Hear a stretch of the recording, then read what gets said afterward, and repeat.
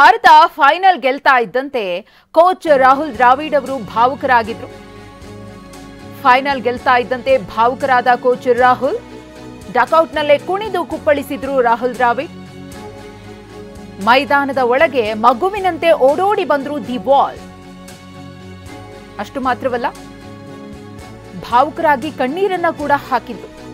ಅಂದು ನಾಯಕನಾಗಿ ಸೋಲನ್ನ ಕಂಡಿದ್ರು, ಆದ್ರೆ ಈಗ ಕೋಚ್ ಆಗಿ ಗೆಲುವನ್ನ ಕಂಡಂತಹ ಖುಷಿಯನ್ನ ರಾಹುಲ್ ದ್ರಾವಿಡ್ ವ್ಯಕ್ತಪಡಿಸಿದ್ರು. ತಮ್ಮ ಕೋಚನ್ನ ಎತ್ತಿ ಆಟಗಾರರು ಕೂಡ ಯಾವ ರೀತಿಯಾಗಿ ಸಂಭ್ರಮಿಸಿದ್ರು ಅನ್ನೋದನ್ನ ಗಮನಿಸ್ತಾ ಇದ್ದೀರಿ.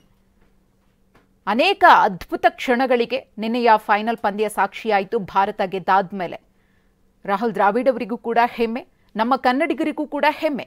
ಕೋಚ್ ಆಗಿ ಭಾರತವನ್ನ ಮುನ್ನಡೆಸಿದಂತಹ ರಾಹುಲ್ ದ್ರಾವಿಡ್ ಅವರ ಮಾರ್ಗದರ್ಶನ ಇದೆಯಲ್ಲ, ನಿನ್ನೆಯ ಫೈನಲ್ ಪಂದ್ಯವನ್ನ ಗೆಲ್ಲೋದಕ್ಕೆ ಭಾರತಕ್ಕೆ ಕಾರಣವಾಯಿತು. ಅದೇ ವಿಚಾರವಾಗಿ ರಾಹುಲ್ ದ್ರಾವಿಡ್ ಅವರಿಗೆ ಅಭಿನಂದನೆಯ ಮಹಾಪೂರವೇ ಹರಿದು ಬರ್ತಾ ಇದೆ.